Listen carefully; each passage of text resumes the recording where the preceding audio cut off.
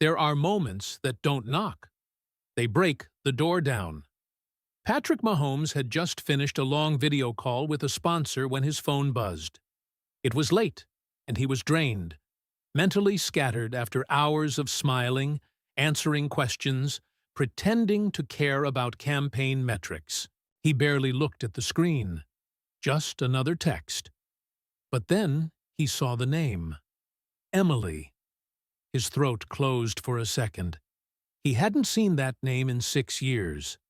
And not by accident. Her number was still there, buried in his contacts, untouched. Every time he thought of deleting it, something held him back, like keeping a book you'll never reread but can't quite throw away. He stared at the screen. The message was short. "Hey, I'm sorry to reach out like this. I know it's been forever, but I need to talk to you.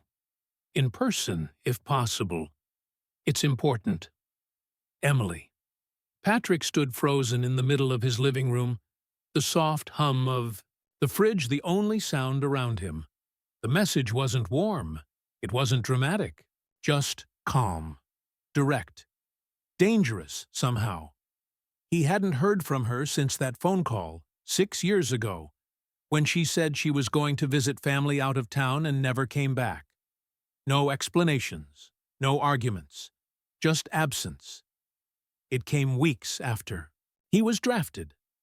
At the time, he thought maybe it was her way of stepping out of his rising spotlight. Or maybe it was something else entirely. He had guesses, but never answers. That silence had carved a space inside him that no one else quite filled. He walked to the kitchen and poured a glass of water, not because he was thirsty, but because he needed something to do.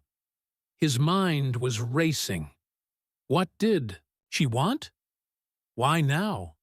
Over the years, there had been moments, flashes, when he'd wondered. A birthday, a song, a game. But the question had always remained buried under everything else. Contracts, championships, expectations. Life moved on. Except it didn't. Not really. He sat on the edge of the couch and reread the message. His first instinct was to ignore it. It was safer. Emily was a chapter that had ended. Or at least, that's what he told himself. But something in the wording unsettled him. It's important. Not, "I miss you." Not, "I've been thinking about you." Just urgency. Against his better judgment, he typed a reply. Where and when? He hesitated before hitting send, but he sent it anyway. The response came fast, as if she'd been waiting. Tomorrow, 5 p.m., corner booth at Maxine's Cafe, downtown. You'll recognize me. Maxine's. That place still existed? He hadn't set foot there since they were 19.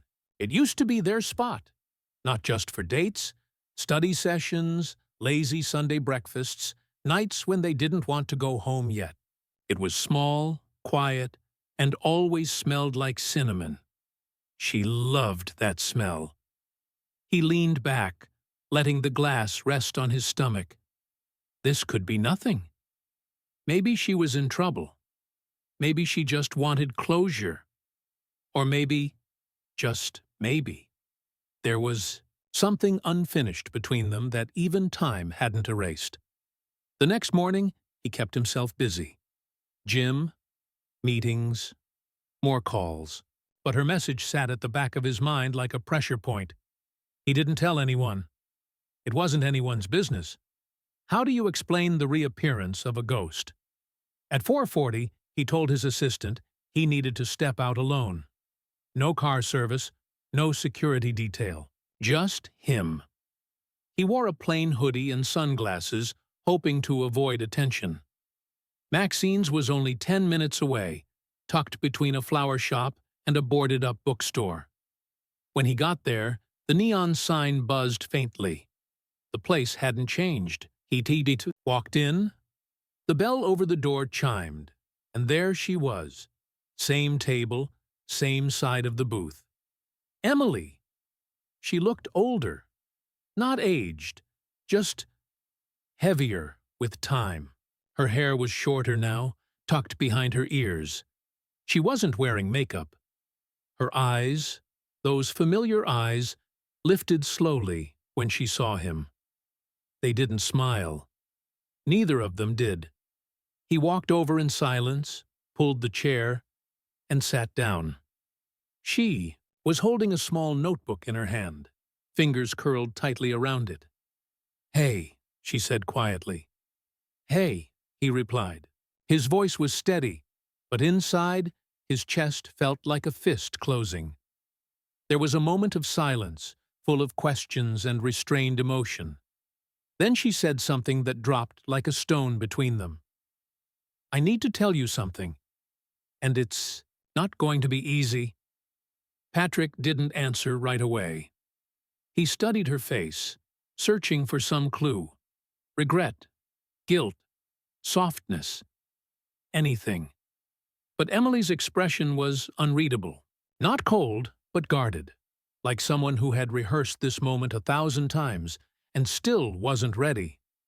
She opened the notebook in her hand, glanced at it briefly, then closed it again. "You don't have to say anything yet," she added. "But please, just listen." Patrick gave a slow nod. His hands were clasped under the table, fingers interlocked too tightly. He wasn't used to silence, not like this. On the field, silence was strategy. Here, it was heavy, personal. Emily exhaled. "I left because I was scared," she began. "Not of you, not of what we had. I was scared of what you were becoming, and what I wasn't."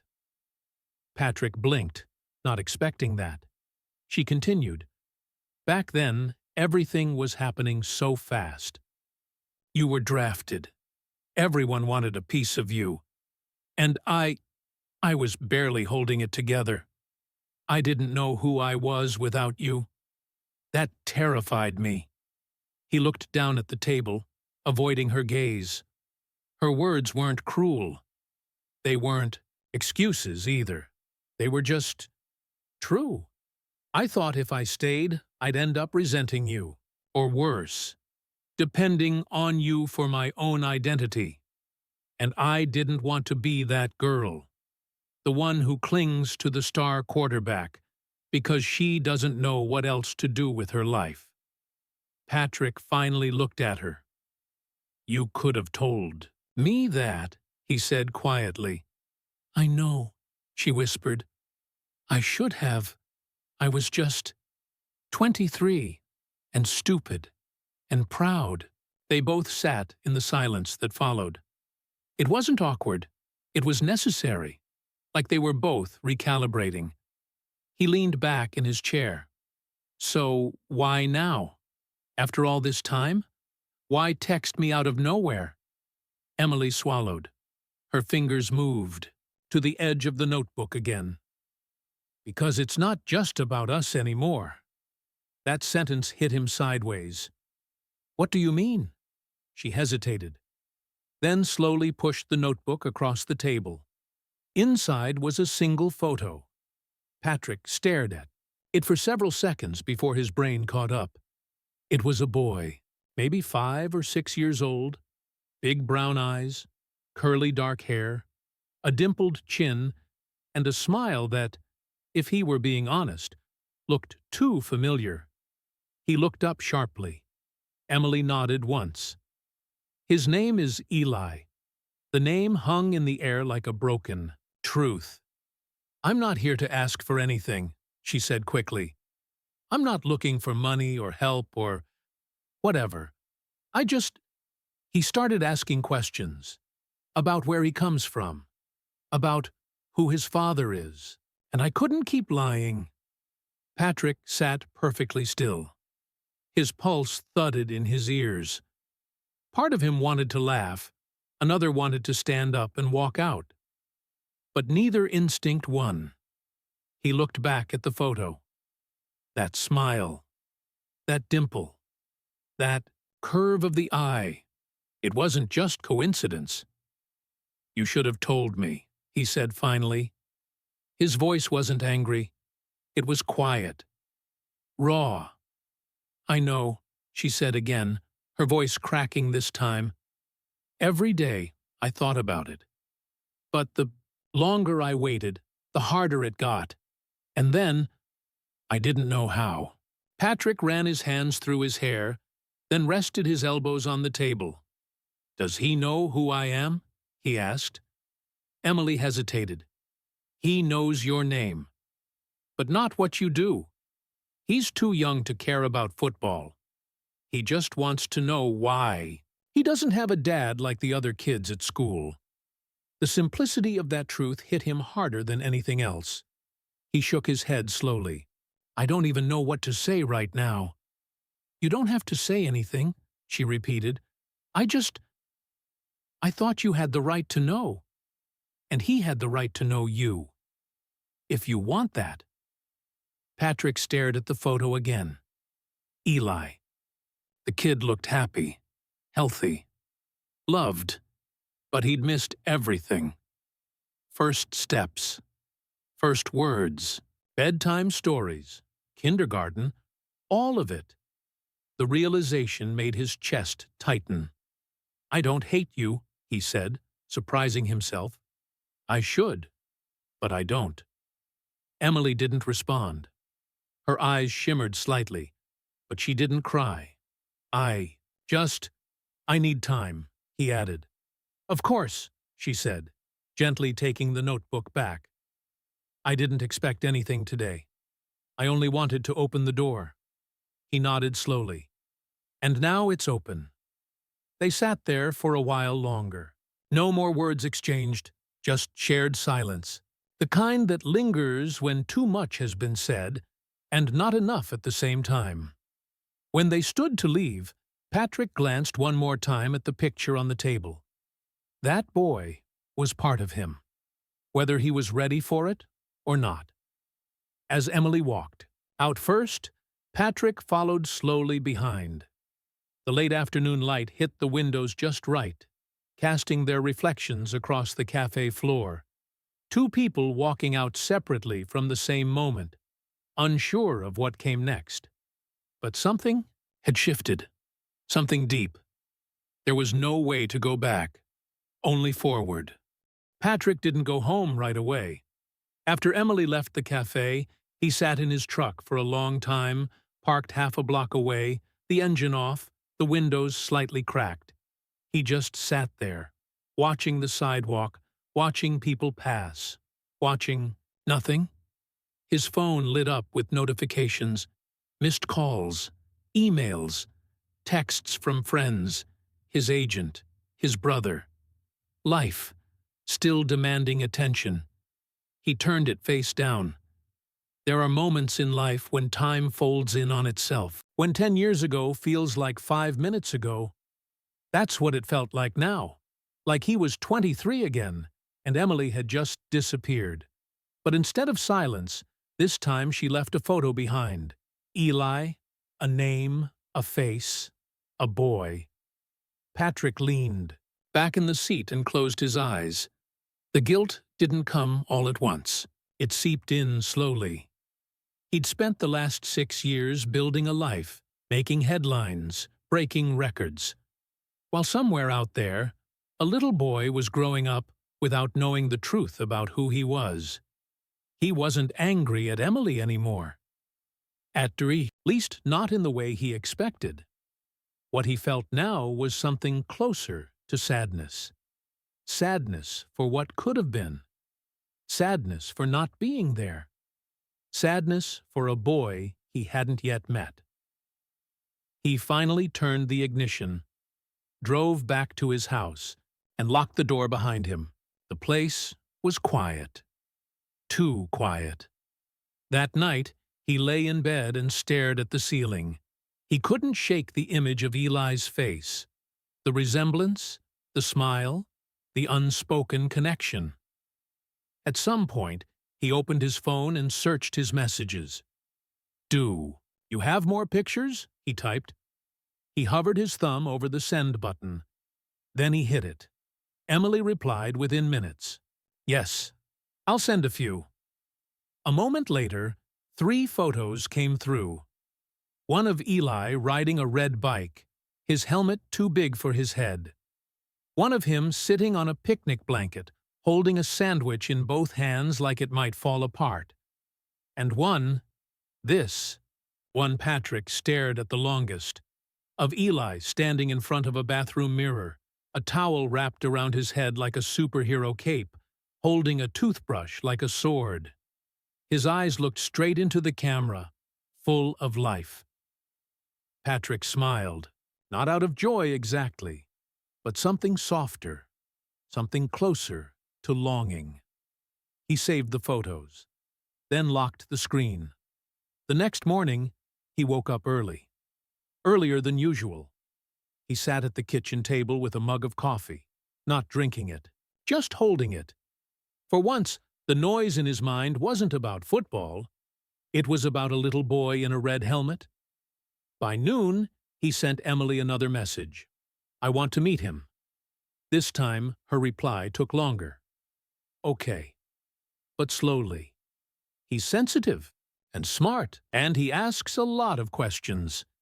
He knows someone special might want to meet him. He just doesn't know it's you yet. Patrick read the message 3 times. Slowly. Carefully. Whatever he needs. I'm not here to overwhelm him, he replied. They agreed on a plan. Emily would bring Eli to the park near her house on Saturday. She'd tell him someone wanted to meet him, someone who once knew her very well. No promises, no labels, just a first step. Patrick didn't tell anyone. Not his family, not his team, not even Brittany. This wasn't public. This wasn't professional. This was something private. Sacred. Saturday came fast. Too fast. He arrived at the park a few minutes early, wearing a simple hoodie and jeans. It was a quiet place, trees lining the perimeter, a few swings creaking gently in the breeze, a sandbox with scattered plastic toys. Then he saw them. Emily was sitting on a bench near the swings, her eyes scanning the path. Beside her, Eli was crouched in the grass, poking at something with a stick. A bug, maybe. A leaf. Whatever it was, he was focused, absorbed in his own world. Patrick stood frozen for a second. There was a boy in front of him, his son. He walked slowly. His hands trembled, though he hid them in his pockets. Emily stood as he approached. She gave him a small nod, reassuring, but tense. Eli looked up, curious. Who's that? Emily smiled. A friend? He used to know me a long time ago. Eli tilted his head. Did he know you when you had short hair? Emily laughed softly. Even before that, Patrick crouched slightly to meet Eli's height. Hey, man, I'm Patrick. Eli looked at him, unsure, then nodded. I'm Eli. I like bugs. Patrick smiled. Bugs are pretty cool. Do you have a favorite? Ladybugs, Eli said without hesitation. They're lucky. I didn't know that, Patrick replied. That's good to know. Emily watched them closely, but didn't. Interrupted. Eli stood up. Do you want to see the one I found? Sure, Patrick said. Eli led him toward a small patch of grass. Patrick followed, crouching beside him again. It flew away, Eli said, disappointed. They do that sometimes, Patrick replied. But you'll find another. Eli looked at him again, this time a little longer. Do you have kids? Patrick blinked. The question caught him off guard. Not yet, he said, careful. Eli nodded. Okay. You look like someone who would. Patrick smiled again. Thanks. I'll take that as a compliment. They sat in the grass for a while. No pressure. No big conversations. Just moments. Simple ones. But something inside Patrick shifted. This boy, This funny, bug-loving, sharp-eyed little boy was part of him, and he hadn't even known. Now he did, and he couldn't unknow it. 3 days after the park, Patrick still hadn't told anyone what was happening. Not his agent, not his parents, not even Brittany. He wasn't hiding it. He was holding it close, like something fragile that might break if he spoke it too loud. But every night, he looked at the 3 photos of Eli he'd saved to his phone. And now there was a 4th, taken by Emily at the park when Eli wasn't looking. Patrick crouched, next to him in the grass, their heads tilted toward each other. It wasn't staged. It wasn't posed. But something about it looked natural, like a memory that had existed before the moment actually happened. Patrick saved that photo too. The next afternoon, Emily sent a message. Eli asked if he'll see you again. Patrick stared at it for a long time before replying, "Yeah, I want to." They met again the next weekend, this time at a children's science museum. No pressure, just hands-on exhibits. Buttons to press, lights to follow, puzzles to solve. Patrick bought tickets anonymously, no cameras, no jerseys, just a hoodie, a hat, and Eli tugging at his hand with endless questions. Do you know how magnets work? Can jellyfish talk to each other? Do planets ever bump into each other? Patrick didn't always have answers, but Eli didn't care. He liked the way Patrick listened, even when the questions got weird. Emily kept a soft distance, letting them navigate naturally. Sometimes she joined in. Sometimes she just watched. And Patrick noticed something he hadn't expected. He liked being around her again. Not in a romantic, impulsive way. Not yet. Maybe not ever. But there was something steady about her presence. Like they'd both grown, up on opposite sides of the same memory. Later that night, after Eli fell asleep in the back seat of her car, Emily parked near Patrick's house and turned off the engine. The city lights buzzed in the distance, but inside the car, it was quiet. "I wasn't sure you'd come," she said softly. "I wasn't sure either," Patrick admitted. "You're good with him." "I don't know what I'm doing." "You don't have to yet. You just have to be there." He looked over at her. "Is that what you've been doing all these years? Just showing up?" She nodded. "Every day." There was a pause. He turned to the back seat. Eli's head was tilted against the window, mouth open, dreams somewhere far away. Patrick felt something heavy settle inside his chest. Not pain. Not even sadness. Just the weight of reality. "I want to be part of his life," he said. Emily's eyes didn't widen. She didn't gasp. She just breathed. "Okay. But I want to do it right. Not half in. Not when I have time. I don't want him to think I'm some famous guy who shows up once in a while to take cool pictures and then disappears." "He won't," she said. "He doesn't even know you're famous. To him, you're just the guy who listens when he talks about planets." Patrick smiled at that. "I like that version of me." "He does too." They sat there, still. Then he asked the question he hadn't dared ask before. "Why didn't you tell me when you found out?" "Back then?" Emily looked down. "Because I didn't know how you'd react. You were building everything. I didn't want to be the girl who showed up with a baby and became a headline." "You wouldn't have been," he said. "I didn't know that, and I didn't want to risk it." Patrick nodded. He understood. Even if it hurt. "I still should have told you," she added. "That's on me." He didn't answer. He just looked back at Eli. "He's a good kid," she said. "I can tell. Stubborn, smart, talks too much." He laughed. "I wonder where he gets that from." She smirked. definitely not me. There was a silence between them, but it didn't feel strained. Then she added, more quietly, "He told me last night he wishes you were his dad." Patrick blinked. He hadn't expected that. "I told him you're someone who might want to be." "Someday?" Patrick nodded slowly. "I think I already am. I just haven't earned it yet." Emily said nothing, but her eyes softened. That night, Patrick didn't sleep. He kept picturing Eli at every age he'd missed, imagining the birthday parties, the scraped knees, the bedtime routines, the small things that built a childhood. He'd missed the beginning of the story, but maybe not the rest. The next day, he called his manager and cleared his calendar for the weekend. He picked up books on parenting, signed up for a few online therapy sessions just to make sure he unpacked everything right. He didn't want to repeat mistakes he didn't know he'd been making.